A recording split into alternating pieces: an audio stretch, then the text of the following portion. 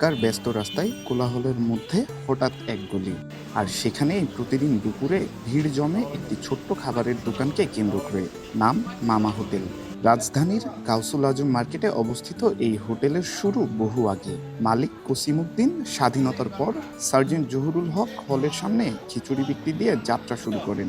পরে গাউসুল আজম মার্কেটের সামনে চটের বেড়া দিয়ে খাবার বিক্রি শুরু করেন।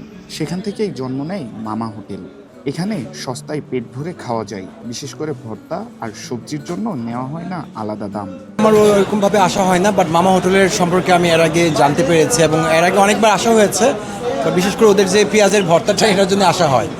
ঠিক আছে। আর মামা হোটেল তো সবার কাছে ফেমাস, বিশেষ করে ঢাকা ইউনিভার্সিটির স্টুডেন্ট যারা আছে তাদের কাছে তো অনেক বেশি প্রিয় একটা জায়গা খাবারের জন্য, আমি যতটুকু জানি। অ্যাকচুয়ালি আমি ঢাকা বিশ্ববিদ্যালয়ের স্টুডেন্ট। আমি ঢাকা বিশ্ববিদ্যালয়ে থাকাকালীন মামার এখানে নিয়মিত খাতে আসতাম। স্টিল নাও আমি জব হোল্ডার হিসাবে এখানেও মামার কাছে নিয়মিত খাতে আসি। মামার আমার একজন স্টুডেন্ট বান্ধব একটা হোটেল, তখন এখানে স্টুডেন্ট ঢাকা বিশ্ববিদ্যালয়ের ম্যাক্সিমাম স্টুডেন্ট এখানে আসে এবং মামার যে যারা মালিক আছেন বা স্টাফ আছে তাদের ব্যবহার আমার অনেক ভালো লাগে। হোটেলের মেনুতে থাকে ভিন্ন ধরনের ভর্তা, সবজি ভাজি, মুরগির ঝাল ফ্রাই, খাসির মাংস, কবুতরের মাংস, লইট্টা মাছ ভাজি, মগজ আরও নানা মাছ।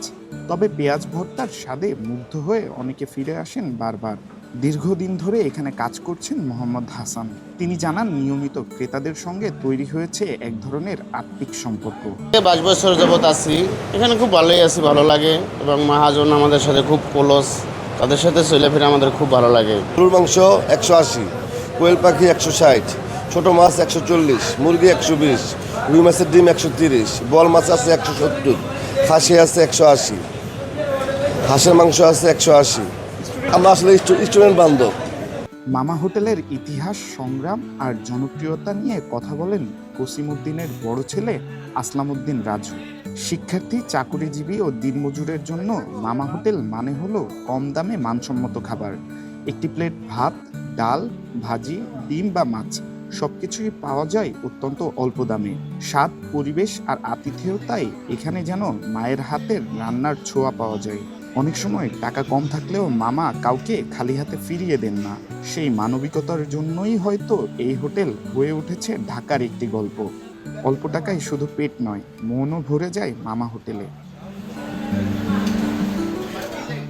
আজবার রাজ, বাংলা নিউজ, ঢাকা।